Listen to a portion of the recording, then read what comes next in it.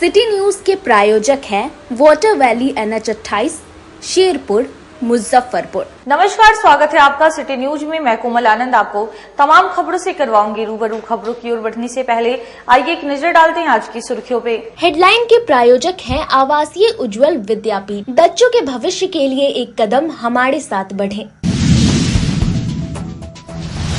सकरा थाना क्षेत्र के रामपुर कृष्ण पंचायत स्थित एक कोचिंग में चल रही इंग्लिश के क्लास में चली गोली, छात्रा हुई घायल। रेलवे में नौकरी दिलाने के नाम पर ठगी करने वाले गिरोह के एक सदस्य को पुलिस ने किया गिरफ्तार। और मौसम के उतार चढ़ाव के कारण फैले वायरल फीवर ने कई लोगों को अपनी चपेट में ले रहा है। ये थी आज की सुर्खियां, अब खबरें विस्तार से। सकरा थाना क्षेत्र स्थित कोचिंग में चल रहे इंग्लिश के क्लास में चली गोली, एक छात्रा घायल हो गई। मुजफ्फरपुर जिले के सकरा थाना क्षेत्र में कोचिंग क्लास में पढ़ रही 11वीं की छात्रा को कमर में गोली लगी है। घायल छात्रा का कहना है कि अंग्रेजी की क्लास चल रही थी। उस वक्त क्लास में 15 बच्चे पढ़ रहे थे। घायल छात्रा ने बताया कि उसे पता नहीं चल पाया कि गोली कहां से चली है, लेकिन मेरे पीछे लड़के बैठे हुए थे। फायरिंग के बाद कोचिंग में अफरा तफरी का माहौल हो गया। तुरंत पुलिस और परिजनों को जानकारी दी गई। उसके बाद कोचिंग संचालक के द्वारा घायल छात्रा को बैरिया स्थित निजी अस्पताल में इलाज के लिए लाया गया। डॉक्टर के अनुसार उसकी स्थिति अभी सामान्य है। घटना सकरा थाना क्षेत्र के रामपुर कृष्ण पंचायत का है। कोचिंग के संचालक मुकेश कुमार ने बताया कि क्लास में पढ़ाई चल रही थी। 11वीं क्लास की अंग्रेजी की पढ़ाई हो रही थी। इसी दौरान गोली चलने की आवाज आई। तभी एक छात्रा बोली, मेरे शरीर से खून निकल रहा है, जिसके बाद बच्ची के परिजन को सूचना दी गई। फिर बच्ची को अस्पताल लेकर पहुंचे। बच्ची की स्थिति ठीक बताई जा रही है। पूरे मामले को लेकर सकरा थाना प्रभारी राजू पाल का कहना है कि एक बच्ची को गोली लगी हुई है। कोचिंग में ही किसी बच्चे ने गोली चलाई है या गोली खुद चल गई, इसकी कोई जानकारी नहीं है। अभी तक किसी से पूछताछ नहीं की गई है। बच्चे के बयान के आधार पर पुलिस जांच कर रही है।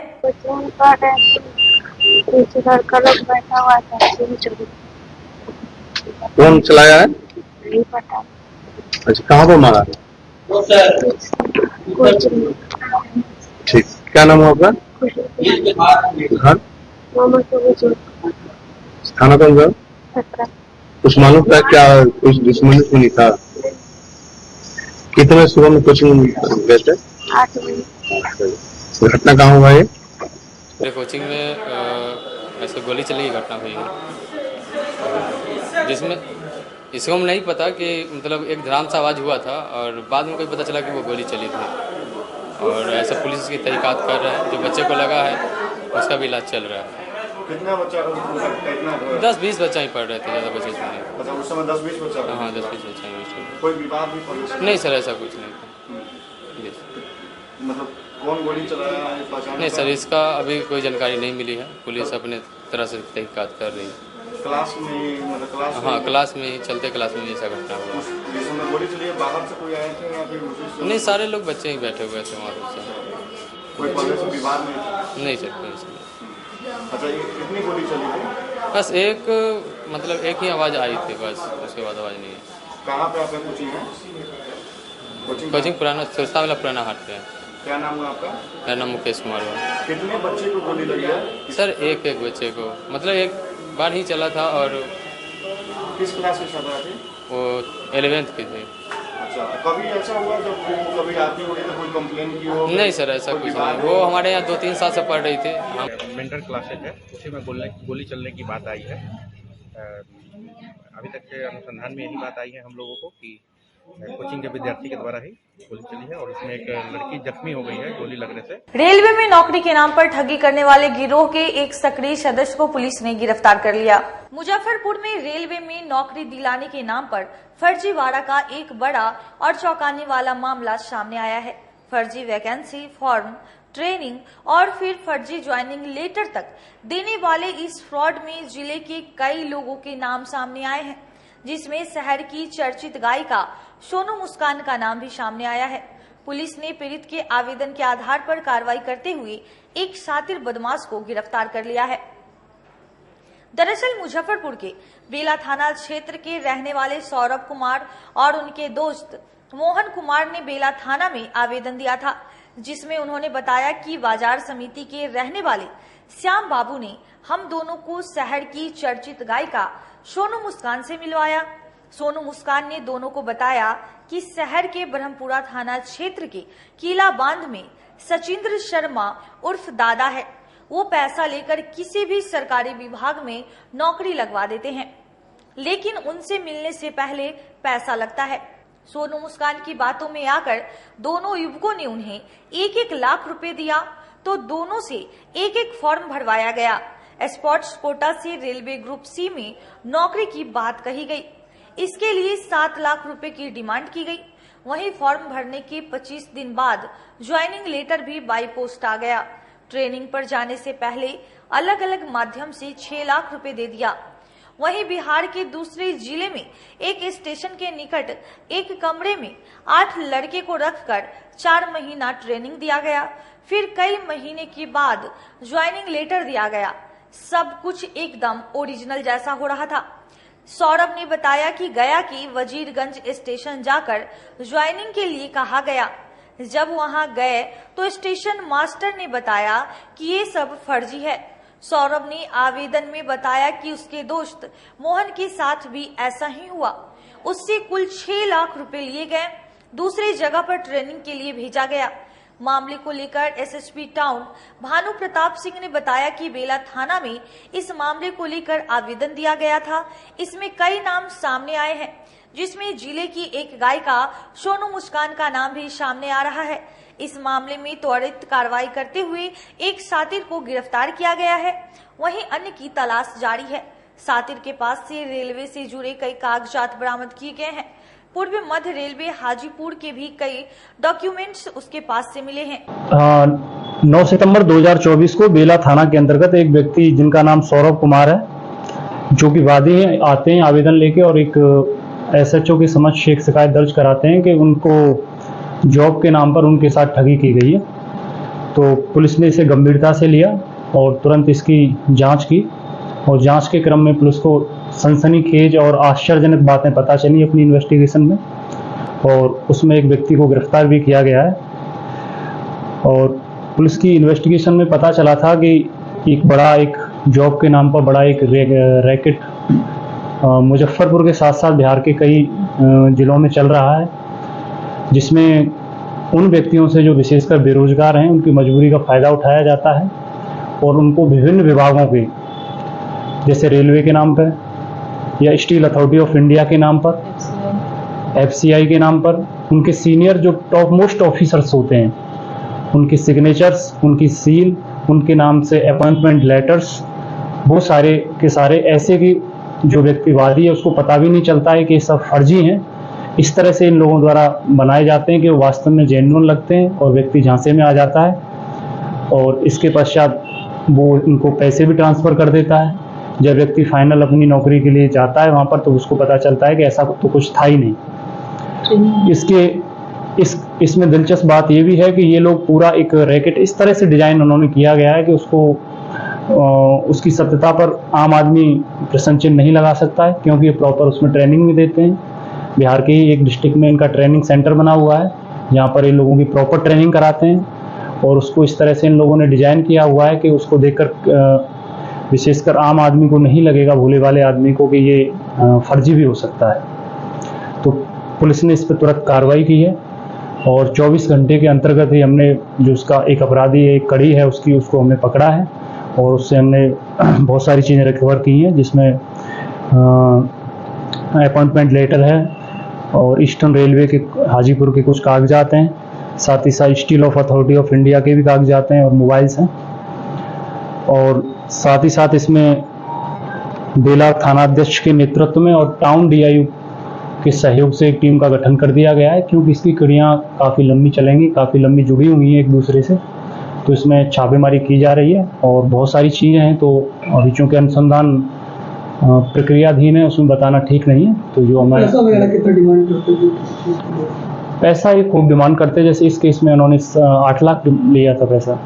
कितने लोग के साथ अभी तक? इसमें बहुत सारे लोग हैं, दो बहुत लोग सारे। इसमें हम आवेदक संयुक्त रूप से हैं। हाँ, और भी लोग हैं जो जिन लोगों के साथ ठगी की गई है उनमें हम अभी इतना ही बता सकते हैं आपको। अभी हमें जितना पता चला है लगभग 30 से ऊपर उनकी संख्या है अभी तक की जांच में। अभी हमें 24 घंटे हुए हैं इसमें।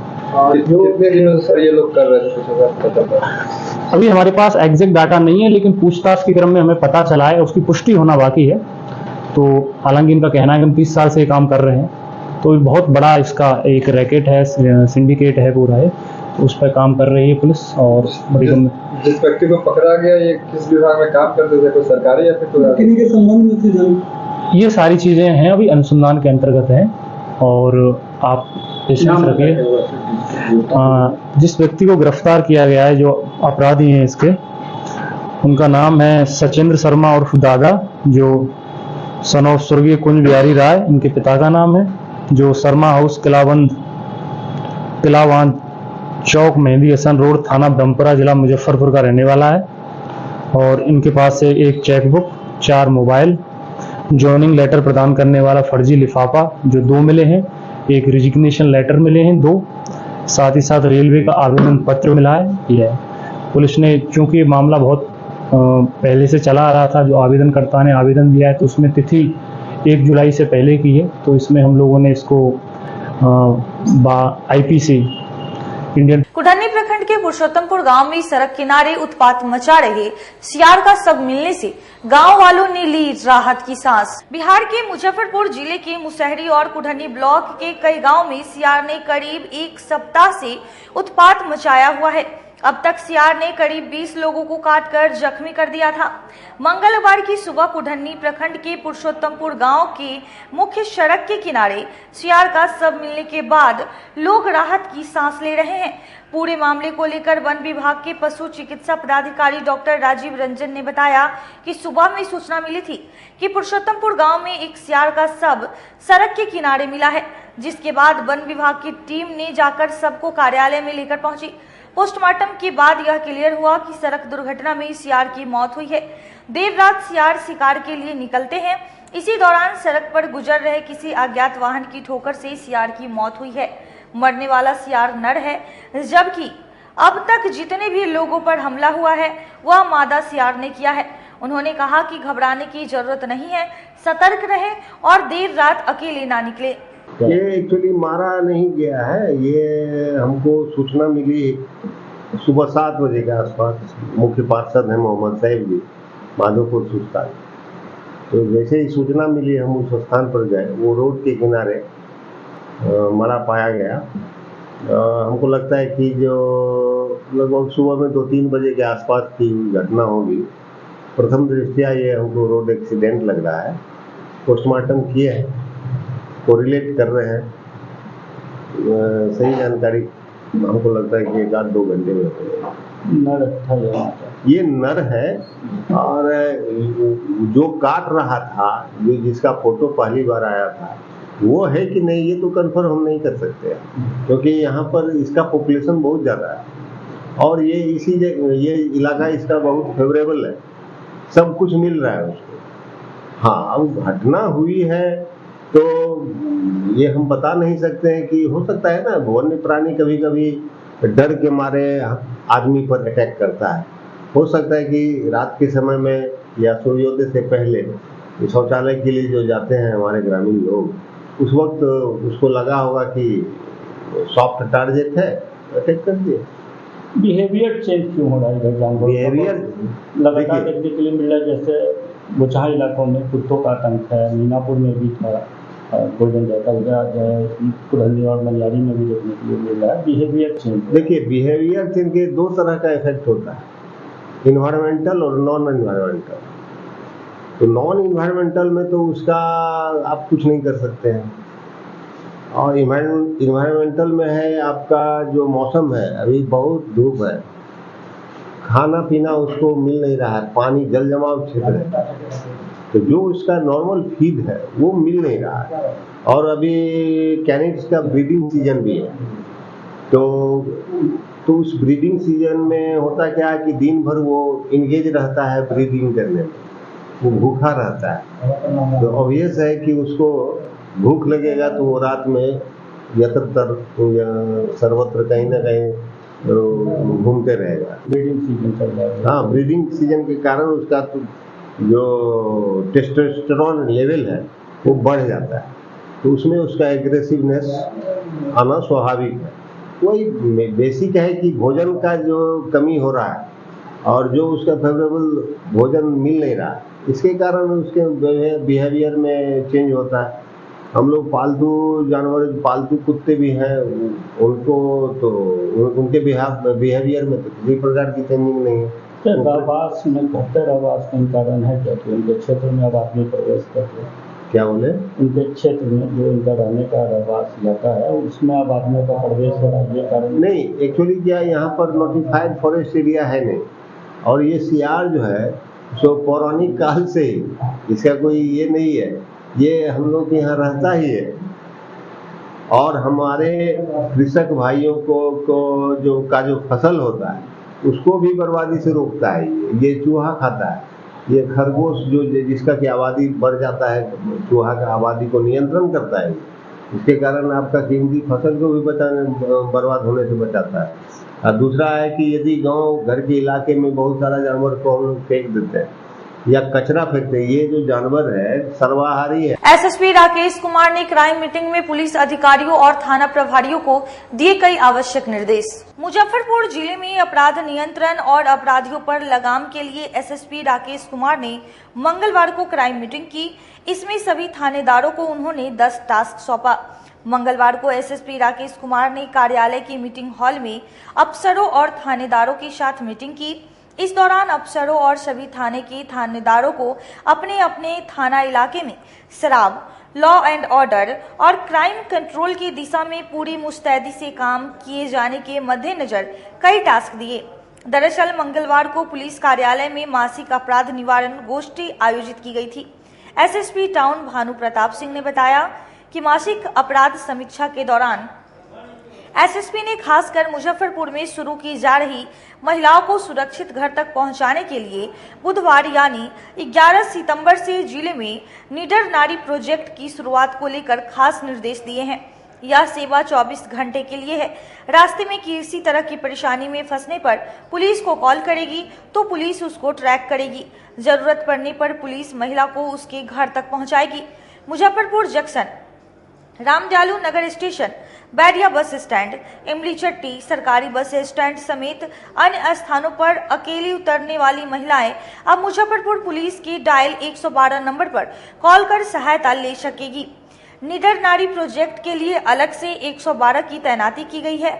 खास स्थानों पर यह शहर में मूवमेंट करेगी। 112 की जवाबदेही होगी कि कॉल करने वाली महिलाओं को उसके घर तक सुरक्षित पहुंचा दे, जिसे लेकर तमाम थाना प्रभारी को विशेष निर्देश दिया गया है। आज दिनांक 10 सितंबर 2024 को वरीय पुलिस अधीक्षक महोदय द्वारा मासिक अपराध समीक्षा की गई थी, जिसमें कई बिंदुओं को रखा जाता है। जैसा कि एक रूटीन होता है कि हर महीने एक मासिक अपराध समीक्षा बैठक की जाती है, तो उसमें कई बिंदुओं पर चर्चा की जाती है, विशेषकर अपराध नियंत्रण को ध्यान में रखते हुए उसमें क्या कदम पुलिस उठा रही है और आगे क्या उठाएगी। साथ ही साथ अनुसंधान की गुणवत्ता और मात्रा को लेकर भी उसमें बहुत सारे बिंदु डिस्कस होते हैं और दिशा निर्देश दिए जाते हैं। और साथ ही साथ वरीय पदाधिकारियों जैसे विशेषकर हमारे जो रेंज आईजी या डीआईजी सर हैं या पीएचक्यू के स्तर से जो दिशा निर्देश हैं उनका किस तरह से फील्ड में इम्प्लीमेंटेशन किया जाए, उनको लेकर भी उसमें डिस्कस किया गया। और साथ ही साथ किस तरह से पीपल फ्रेंडली पुलिसिंग की दिशा में कदम उठाया जाए, इन सारे बिंदुओं पर भी चर्चा की गई। साथ ही साथ एक महत्वपूर्ण जो मिशन मुजफ्फरपुर में चल रहा है, सुरक्षित सफ़र, जिसको मुझे लगता है कि बहुत कम लोगों को उसके बारे में पता है विशेषकर, तो उसको लेकर भी विशेष रूप से चर्चा की गई। और ये बिहार के केवल 5 जिलों में चल रहा है, उनमें से मुजफ्फरपुर एक है। और बेसिकली इस मिशन के बारे में यह है कि अगर कोई महिला अगर एक स्थान से दूसरे स्थान तक यात्रा करती है, तो अगर वो ये बताती है फ़ोन करके सर 112 नंबर पर कि मैं फ़लाँ स्थान से फ़लाँ स्थान तक जा रही हूँ, तो पुलिस उसको पूरी सुरक्षा का ध्यान रखती है और उसको ट्रैक करती है, कहीं उसके साथ कोई ऐसी अनहोनी न हो जाए या महिलाओं के खिलाफ सामान्य जो अपराध होते हैं वो उनके साथ न हो जाए। तो ये कि अच्छी शुरुआत है। इसको भी पायलट प्रोजेक्ट के तौर पर अभी 5 जिलों में चलाया जा रहा है और आगे इसका विस्तार किया जाएगा। तो इस पर भी चर्चा की गई, विशेषकर ऐसे मिशन से ऐसी टेक्नोलॉजी जो पुलिस में उसकी इफिशियंसी बढ़ाती है उनको। साइबर अपराध से निपटने के लिए क्या कुछ निर्देश? हाँ, साइबर का भी एक अलग से डिस्कशन पॉइंट होता है उसमें, क्योंकि सबसे तेज़ी से बढ़ने वाले जो एक अपराध है उसमें साइबर अपराध भी है। और केसों का उसमें ये कितना रिपोर्टिंग आपका होता है, कितना उसका निष्पादन होता है, और उसके लिए डेडिकेटेड टीम भी बनी हुई है। तो उसको त्वरित गति से निष्पादन के लिए उसके लिए दिशा निर्देश जारी किए गए। उसमें कुछ लोगों की नियुक्ति की गई है, छापेमारी दल को उसमें मजबूत बनाया गया है। साथ ही साथ कुछ जो हमारी जो लैब से संबंधित जो समस्या है उसको लेकर भी डिस्कशन हुआ है कि अगर हम सीज करते हैं या हमें किसी का डाटा एक्सट्रैक्ट करना है तो वो कहाँ भेजा जाए, जैसे पटना लैब में हम भेजते हैं उसको आजकल। डिप्टी मेयर डॉक्टर मोनालिसा ने गांधी पुस्तकालय रोड में चल रहे नाला और सड़क निर्माण का औचक निरीक्षण किया। जिले के गांधी पुस्तकालय के बगल वाले रोड की ढलाई कार्य का निरीक्षण के लिए डिप्टी मेयर डॉक्टर मोनालिसा पहुंची। मौके पर डिप्टी मेयर ने इंजीनियर और संवेदक को निर्देशित किया कि गुणवत्तापूर्ण और नियम संगत कार्य होने चाहिए। जहां रोड ऊंचा है और घर नीचे है वहां पुराने रोड को काट कर ही ढलाई होनी चाहिए। इसके साथ ही उस रोड के नाले भी बने हुए हैं, उस नाले को बनाने के लिए भी इंजीनियर को निर्देशित किया गया और नाले का एस्टीमेट भी बनाने के लिए डिप्टी मेयर ने कहा। ये गांधी पुस्तकालय की बगल वाली गली है, रोड है। इसके रोड की आज ढलाई हो रही है और मुझे पता चला है तो मैं निरीक्षण करने के लिए आई हूँ। मैं बोलना चाहूंगी कि गुणवत्तापूर्ण काम होनी चाहिए और नियम संगत होनी चाहिए। जहाँ रोड ऊपर है और घर नीचे जा रहे हैं तो वहाँ रोड को तोड़ के और एक लेवल पर करके रोड बनानी चाहिए। तो मैं निरीक्षण करने आई हूँ तो मैं देख रही हूँ कि एक लेवल पर तो है सब कुछ और पानी का आउटफ्लो पीछे की तरफ जा रहा है। तो मैं बोली हूँ कि उस फ्लो को, रोड को धीरे धीरे स्लोपिंग करके बनाने के लिए। और नाले का एस्टीमेट नहीं बना है और मुझे नहीं पता था, इन लोगों के द्वारा पता चला है कि नाले नहीं बने और मैं देख भी रही हूँ कि नाले नहीं बने हैं। तो इंजीनियर को मैं बोलूंगी और नगर आयुक्त महोदय को भी बोलूंगी कि नाले का एस्टीमेट बना के नाले को भी तत्काल बनवा दिया जाए। नाले बन जाएंगे तो फिर जल जमाव की समस्या नहीं होगी, और नहीं बनेंगे तो आने वाले दिनों में बारिश होगी तो जल जमाव की समस्या हो सकती है। तो जल्दी ही नाले को भी बनवा दिया जाएगा। इस रोड में अक्सर जल जमाव की समस्या देखने को मिलती है। हाँ बिल्कुल, क्योंकि नाले भी कच्चे नाले हैं और रोड भी बहुत लेवल नीचे था, जिसकी वजह से नाले जो कच्चे थे तो उसमें गंदगी भी जमती थी, जिसकी वजह से पानी का जल जमाव होता था। आने वाले दिनों में ऐसा नहीं होना चाहिए अगर नाले बन जाते हैं। सड़क का निर्माण हो रहा है हमारे वार्ड का, गांधी पुस्तकालय से कृष्णा टॉकीज तक ठीक ठाक काम चल रहा है। थोड़ा नगर मतलब एक इंजीनियर के लापरवाही से नाला का एस्टीमेट नहीं लिया गया हुआ है। तो तत्कालीन नगर आयुक्त नवीन सर थे तो वो बोले थे कि ठीक है रोड को बन जाने दीजिए, उसके बाद आगे है नाला बाद में बन जाएगा। तो उसका एस्टीमेट अभी है 5 रोज पहले उसका एस्टीमेट लिया गया है। सब नए सर अभी आते हैं तो फिर नाला का निर्माण होगा। सड़क बन रहा है, नाला नहीं बन रहा है जी। क्या किसको कंप्लेंट की है? पूर्व में मैं नवीन सर नगर आयुक्त थे, उनको 30/4 को हमने आवेदन दिया था तो बोले कि अच्छा ठीक है उसको हम एस्टीमेट बनवा देते हैं। और बीच में एकाएक उनका बदली हो गया है तो उसके कारण हम नए सर आए हैं तो बातचीत हुआ है तो बोले कि ठीक है तो सड़क बनने दीजिए, इसका नाला का सर्वे ने किया तो इंजीनियर को भेजकर नापी किया गया। मौसम के उतार चढ़ाव के कारण जिले में वायरल फीवर ने कई लोगों को अपनी चपेट में ले रहे हैं। अस्पताल में वायरल फीवर से पीड़ित मरीज की तादाद बढ़ रही है। मौसम में परिवर्तन के बाद जिले में वायरल बुखार बेकाबू होने लगा है। ओपीडी में हर दिन 100 से 150 मरीज पहुंच रहे हैं। 3 दिन में वायरल बुखार के मरीज बढ़ने से सदर अस्पताल व अन्य अस्पतालों में बेड फुल हो गए हैं। बुखार कम से कम 4 दिन रहता है। बुखार पीड़ित मरीजों की सिर, पैर व कमर में दर्द के साथ ही मांसपेशियों में भी जकड़न होती है। सदर अस्पताल में आने वाले मरीजों की संख्या से तो यही लग रहा है कि इस पर काबू पाना बेहद जरूरी हो गया है। निजी अस्पतालों में भी वायरल बुखार से अधिक मरीज पहुंच रहे हैं। सदर अस्पताल के रजिस्ट्रेशन काउंटर पर सुबह से भीड़ लगी है। रजिस्ट्रेशन काउंटर पर खड़े अधिकांश ग्रामीण बुखार से पीड़ित थे। मेडिसिन विभाग के डॉक्टर ने बताया कि अस्पताल में प्रतिदिन 100 से 150 वायरल बुखार से पीड़ित मरीज पहुंच रहे हैं। बताया कि वायरल बुखार से बचाव के लिए खाने में हरी सब्जियां, उबला पानी का इस्तेमाल करने को कहा जा रहा है। अधिकांश मरीज वायरल बुखार वाले हैं। हर घर में 1-2 व्यक्ति बीमार है, जिस कारण मरीजों की संख्या बढ़ गई है। मंगलवार को पंजीकरण काउंटर से लेकर ओपीडी एवं लैब में मरीजों की कतार लगी थी। हमारे यहाँ भी मरीजों की संख्या बढ़ी है और 1000+ चल रहे हैं, जिसमें अब ज़्यादा भीड़ हमारे मेडिकल ओपीडी के काउंटर पर देखा जा रहा है। तो मौसम बदलने के कारण सर्दी, खांसी, कफ, बुखार और जो डायबिटीज, ब्लड प्रेशर, इस सब में हम लोगों ने इस सब के मरीजों में इजाफा देखा है। तो हमारे डॉक्टर जो दोनों पाली में काम करते हैं, जो उपलब्ध संसाधन है, उसमें मरीजों का हम लोग इलाज करा रहे हैं। विशेष लिहाज सर क्या बरतने होंगे पेशेंट को, कैसे इस सबसे क्या ऐसा करें कि वायरल फीवर की चपेट में ना आए?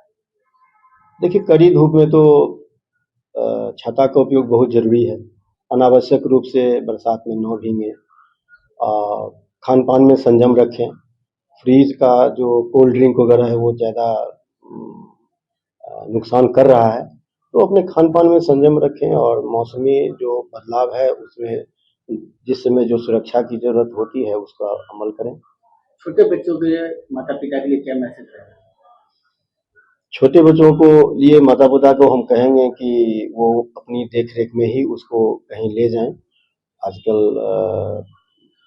अनावश्यक रूप से जो न्यूज़ में भी देखने को मिला है कि जंगली जानवर वगैरह के चपेट में बच्चे आ रहे हैं, तो उस पर एहतियातन नज़र रखें। अपनी देख रेख में खेलने का समय दें या अपने साथी उसको रखें। अब वक्त हो चला है एक छोटे से ब्रेक का, जल्दी लौटेंगे, कहीं मत जाइए, देखते रहिए सिटी न्यूज मुजफ्फरपुर। लगातार 10 वर्षों से विभिन्न परीक्षाओं में सर्वश्रेष्ठ परिणाम। हम हैं आवासीय उज्ज्वल विद्यापीठ मुजफ्फरपुर। इस स्कूल में सर्वश्रेष्ठ कोचिंग पैटर्न से बच्चों को पढ़ाया जाता है। प्ले से 10वीं तक की पढ़ाई स्वच्छ वातावरण में कराई जाती है। यहाँ आधुनिक छात्रावास की व्यवस्था है।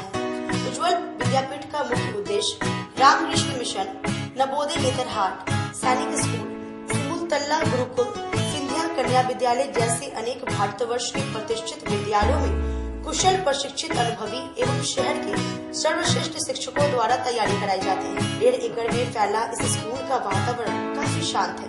Free computer classes, science lab और स्मार्ट क्लासेस है।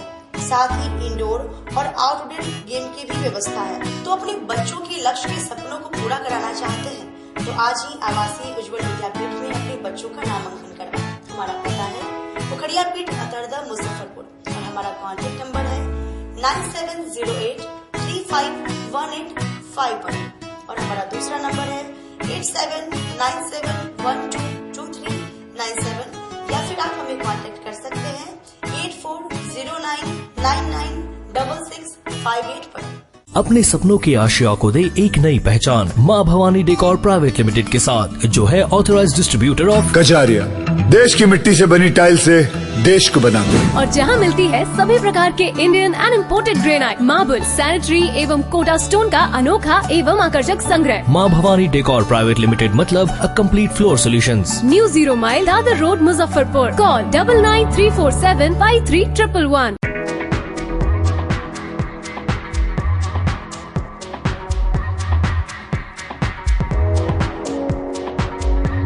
गर्मी में अपने पूरे परिवार के साथ मस्ती करना चाहते हैं तो चले आइए वाटर वैली में, जो कि कच्ची पक्की चौक से 2 किलोमीटर दूर शेखपुर NH के समीप स्थित है।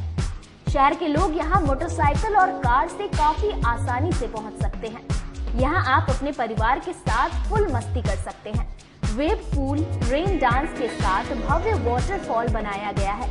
छोटे बच्चों के लिए कई प्रकार के स्लाइड्स बनाए गए हैं, जहां बच्चे अपनी मस्ती में डूब जाएंगे। इसके अलावा खाने पीने के लिए बेहतरीन सुविधाएं उपलब्ध है, जहां पूरे परिवार के साथ व्यंजनों का लुत्फ उठा सकते हैं। तो देर मत कीजिए, गर्मी में मस्ती उठाने के लिए वाटर वैली तुरंत पहुंचे। हमारा पता है water valley NH 28, Sherpur, Muzaffarpur. हमारा कॉन्टैक्ट नंबर है 6202584955। आजकल की बिजी जिंदगी में स्टाइल तो है, पर कंफर्ट का क्या? आपके इसी स्टाइल और कंफर्ट को बेहतर बनाने के लिए नीलकमल लेकर आए हैं first exclusive factory outlet showroom in Mithanpura Muzaffarpur, जहां home furniture, office furniture, mattress and wedding special पे up to 50% off with EMI facility. Style भी, कंफर्ट भी। उत्तर बिहार का पहला नीलकमल का एक्सक्लूसिव शोरूम आपका स्वागत करता है। एक बार सेवा करो। ब्रेक के बाद फिर से आप तमाम दर्शकों का स्वागत है। आइए बढ़ते हैं अगली खबरों की ओर। 12 सितंबर को सदर अस्पताल में बने IOT का शुभारंभ होगा। अब आंखों से संबंधित इलाज के लिए मरीजों को बाहर नहीं जानी पड़ेगी। मुजफ्फरपुर में अब लोगों को आंख के इलाज के लिए प्राइवेट अस्पतालों का सहारा नहीं लेना होगा, क्योंकि मुजफ्फरपुर सदर अस्पताल में 12 सितंबर से IOT का शुभारंभ होने जा रहा है, जिसमें मरीज को हर सुविधा निःशुल्क दी जाएगी। पूरी जानकारी देते हुए सदर अस्पताल के अधीक्षक BS झा ने बताया कि मुख्य रूप से स्ट्रिप OT टेबल, माइक्रोस्कोप व अन्य जरूरी उपकरण शामिल है। सदर अस्पताल में ऑपरेशन थिएटर बन जाने से गरीबों को मोतियाबिंद समेत अन्य ऑपरेशन में राहत मिलेगी। OT में 2 टेबल रहेंगे, जिसमें एक साथ 2 मरीज का इलाज होगा। IOT मेरा बनकर तैयार है और सारी तैयारी कर ली गई है। हम लोग विधिवत 12 तारीख से शुरू करने जा रहे हैं। अभी तो गर्मी का समय है, इसलिए ऑपरेशन कम ही होंगे, लेकिन उम्मीद है कि इस बार मरीजों की संख्या बढ़ेगी भी। और एक ये नई शुरुआत है। पिछले 10 साल से IOT सदर में काम नहीं कर रहा था, तो ये हमारे डॉक्टरों और हमारे सिविल सर्जन, जिलाधिकारी और मैं खुद के प्रयास से यह काम सफल हो पाया है। क्या क्या फैसिलिटी मिलेगी सर यहाँ पे? यहाँ पर मरीजों को जो भी चिकित्सा होगी, खास करके जो मोतियाबिंद ऑपरेशन, मुख्य ऑपरेशन होता है आंख का, वो शुरू होगा और सारी सुविधा निःशुल्क होगी। उनके रहने सहने, खाना, दवाई, काला चश्मा सब फ्री होगा। किसी भी तरह का एक भी पैसे खर्च करना किसी मरीज को नहीं है। कब से सर इसका शुरुआत हो जाएगा? हम 12 तारीख से 12 सितंबर से इसको शुरू करने जा रहे हैं और जैसे जैसे मरीज की संख्या बढ़ेगी हम लोग उसको सप्ताह में कोशिश करेंगे कि प्रत्येक दिन यहाँ का ऑपरेशन थिएटर कार्य करें। डॉक्टर लोग इसके लिए अपना रोस्टर तैयार कर रहे हैं। कितने डॉक्टरों की तैनाती रहेगी? हमारे पास 4 डॉक्टर हैं, विशेषज्ञ डॉक्टर हैं, तो उनके द्वारा यह कार्य किया गया। पुरानी बाजार गणेश पूजा समिति द्वारा गणेश उत्सव के तीसरे दिन महाआरती का आयोजन किया गया। सनातन सेवार्थ ने की श्री गणेश की महाआरती। गरीबनाथ मंदिर रोड में महाराष्ट्र एवं स्वर्णकार सर्राफा संघ द्वारा गणेश पूजनोत्सव में सनातन सेवार्थ ने विघ्नहर्ता श्री गणेश की महाआरती की। इसके पूर्व विधि विधान से वैदिक मंत्रोच्चारण के साथ श्री गणेश जी की षोडशोपचार पूजन कर भोग लगाने के पश्चात महाआरती की गई। संस्था के प्रदेश संरक्षक प्रभात कुमार ने बताया कि हर वर्ष मंगल कामना से श्री गणेश जी की आरती की जाती है। श्री गणेश बाधाओं को हर लेते हैं और किसी भी कार्य की शुरुआत बिना गणपति के आराधना के असंभव है। हम बिहारवासी माता लक्ष्मी और भगवान गणेश की सालों भर पूजा करते हैं। अभी गणेशोत्सव चल रहा है, जिसमें हम बिहारवासी पीछे नहीं हैं। नवयुवक महाराष्ट्र स्वर्णकार संघ एवं सराफा संघ के द्वारा हर वर्ष सोनारपट्टी में श्री गणेश जी की प्रतिमा स्थापित की जाती है। इस वर्ष सनातन सेवार्थ बिहार की ओर से श्री गणेश जी की महाआरती की गई। इसके पूर्व भगवान श्री गणेश जी का षोडशोपचार पूजन किया गया, महाभोग लगाया गया और महाभोग के उपरांत महाआरती की गई और विघ्नहर्ता से कामना की गई कि हमारे सारे बाधाओं, सारे कष्टों को दूर करे। श्री गणेश जी की मुजफ्फरपुर वासियों पर, बिहार वासियों पर कृपा बनी रहे। वैसे भी हम बिहारवासी प्रतिदिन माता लक्ष्मी और श्री गणेश जी की आराधना करते हैं और जब ऐसे अभी गणेश उत्सव पूरे देश और विदेशों में भी मनाया जा रहा है तो हम बिहारवासी इसमें भी पीछे नहीं हैं। श्री गणेश जी की कृपा के लिए आज हमने यहाँ महाआरती की। अखिल भारतीय विद्यार्थी परिषद द्वारा बिहार विश्वविद्यालय में फैले भ्रष्टाचार के खिलाफ विश्वविद्यालय परिसर में आक्रोश मार्च निकाला। बाबा साहेब भीमराव अंबेडकर बिहार विश्वविद्यालय में व्यापक शैक्षणिक अराजकता व भ्रष्टाचार के मुद्दे को लेकर मुजफ्फरपुर, सीतामढ़ी, मोतिहारी, वैशाली एवं बेतिया कॉलेज के कार्यकर्ताओं द्वारा विश्वविद्यालय मुख्यालय में मंगलवार को 1 दिवसीय आक्रोश मार्च निकालकर धरना प्रदर्शन किया। यह आक्रोश मार्च लंगट सिंह कॉलेज से होते हुए विश्वविद्यालय के विभिन्न विभागों से होते हुए विश्वविद्यालय में धरना स्थल पहुंचा। धरना में तब्दील हो गया। धरना की शुरुआत में विश्वविद्यालय के DSW धरना स्थल पहुंचकर वार्ता करने का प्रयास किया, किंतु कार्यकर्ताओं ने गो बैक का नारा लगाते हुए उन्हें वापस भेज दिया। फिर उसके बाद कुलपति परीक्षा नियंत्रक के साथ DSW पुनः वापस वार्ता करने आए। तब कार्यकर्ताओं का गुस्सा और ज्यादा बढ़ गया और नोकझोंक भी हुई। कार्यकर्ताओं का साफ मांग था कि कुलपति के साथ ही सभी पदाधिकारी से वार्ता होगी। लगभग 3 घंटे के धरना के बाद कुलपति धरना स्थल पर पहुंचकर कार्यकर्ता से वार्ता की। मौके पर अभाविप से 5 सदस्यीय समिति ने कुलपति से अपनी मांगों को रखा।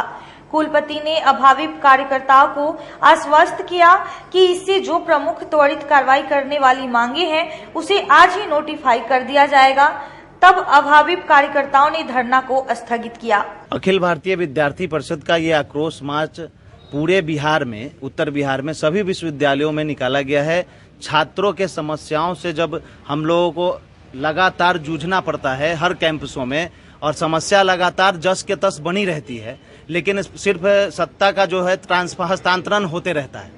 जब भी कोई नए VC आते हैं, रजिस्ट्रार आते हैं, कंट्रोलर आते हैं, छात्रों को लगता है कि अब व्यवस्थाएं बदलेंगी, लेकिन होता कुछ नहीं है। बस नए नए बिल्डिंग बनना शुरू हो जाते हैं महाविद्यालयों में, लेकिन छात्रों का कोई समाधान समस्या का नहीं होता है। इन सब विषयों को लेकर के पहले हम लोगों ने महाविद्यालय स्तर पर आंदोलन किया, आज विश्वविद्यालय पर आंदोलन कर रहे हैं। आज अखिल भारतीय विद्यार्थी परिषद बिहार विश्वविद्यालय के जितने भी जिला के कार्यकर्ता हैं, 5 जिला के कार्यकर्ता और सामान्य छात्र जो हैं, आम छात्र, वो सभी आज बिहार विश्वविद्यालय में आंदोलन और धरना प्रदर्शन कर रही है। उसका कारण है कि बिहार विश्वविद्यालय जो है विश्वविद्यालय कम और दलाली का अड्डा और भ्रष्टाचार का अड्डा बन चुका है। यहाँ पर एकमात्र चीज चल रहा है वो है पैसा का उगाही और दूसरा है छात्रों का बर्बादी। उसके अलावा यहाँ कुछ नहीं हो रहा है। अभी वर्तमान VC साहब खुद का परिचय देते हैं कि हम स्वच्छ छवि के लोग हैं, हम छात्रों के हित में काम करते हैं। अभी UMIS का लगभग 30 करोड़ का टेंडर निकला है। अब उसका 30 करोड़ का टेंडर हर साल निकलता है और साल में कितनी बार निकलता है उसका कोई ठिकाना नहीं है। आपके स्वच्छ छवि को विद्यार्थी परिषद भी जान चुकी है और आम छात्रों के बीच भी रख रही है। विद्यार्थी परिषद उस आंदोलन को लेकर बैठी है जहां पर आम छात्रों का रिजल्ट जो है, पार्ट 2 का रिजल्ट जो है, अभी लगभग छात्रों को प्रमोट कर दिया गया है। 2 नंबर 4 नंबर दे के फेल कर दिया गया है।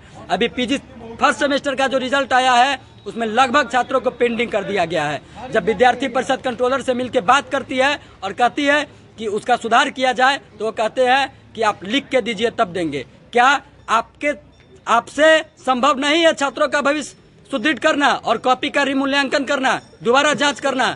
तो आप अपने पद से इस्तीफा दे दे, दूसरा आपके पास कोई विकल्प नहीं है। और जो भी लोग ये छात्रों का भविष्य बर्बाद करने में लगे हुए हैं, फेल करने में लगे हुए हैं, जबरदस्ती तौर पे आंख मूंद के कॉपी जांच कर रहे हैं, उनके खिलाफ सख्त कार्रवाई हो। यह हर वर्ष का खेल है, सिर्फ इसी वर्ष का नहीं। विद्यार्थी परिषद उन सभी प्राचार्य के खिलाफ भी बैठी हुई है जो दीमक की तरह हर महाविद्यालय में बैठ के प्राचार्य के महाविद्यालय के संसाधन को खोखला करते जा रहे हैं, खाते जा रहे हैं। 6 साल से प्राचार्य महाविद्यालय में है, उनका तबादला किस हिसाब? बेटी के हत्यारे की गिरफ्तारी की मांग को लेकर पूरा परिवार SSP से मुलाकात कर ज्ञापन सौंपा। जैतपुर थाना अंतर्गत रेपुरा रामपुर बल्ली निवासी रूबी कुमारी ने मंगलवार को अपने परिजनों के साथ SSP से मुलाकात कर एक ज्ञापन सौंपा। इस ज्ञापन के माध्यम से रूबी कुमारी ने बेटी के हत्यारों को अविलंब गिरफ्तारी की मांग की। जानकारी देते हुए रूबी कुमारी ने बताया कि कथैया थाना अंतर्गत धनौती गांव निवासी गगन महतो के पुत्र अमरजीत कुमार से 3 मई 2023 को उन्होंने अपनी बेटी अंजलि कुमारी की शादी पूरे रीति रिवाज से की। शादी के कुछ दिन बाद लड़की के ससुराल वाले ने 1 लाख नगद और एक 4 चक्का गाड़ी के लिए उनकी बेटी को प्रताड़ित करना शुरू कर दिया। इसका विरोध जब उनकी बेटी करती थी तो उसकी ससुराल वाले मारपीट करते थे। इसी दौरान 21 अगस्त 2024 को शाम 4 बजे उनको सूचना मिली कि उनकी बेटी को ससुराल वालों ने मारकर उसके शव को गायब कर दिया है। रूबी कुमारी ने बताया कि सूचना मिलने पर उसने कुछ ग्रामीणों के साथ और कथैया पुलिस की मौजूदगी में जब बेटी के ससुराल पहुंची तो पूरा घर बंद था, लोग गायब थे। खोजबीन करने पर उस जगह का पता चला जहां उसकी बेटी के शव को जलाया जा रहा था।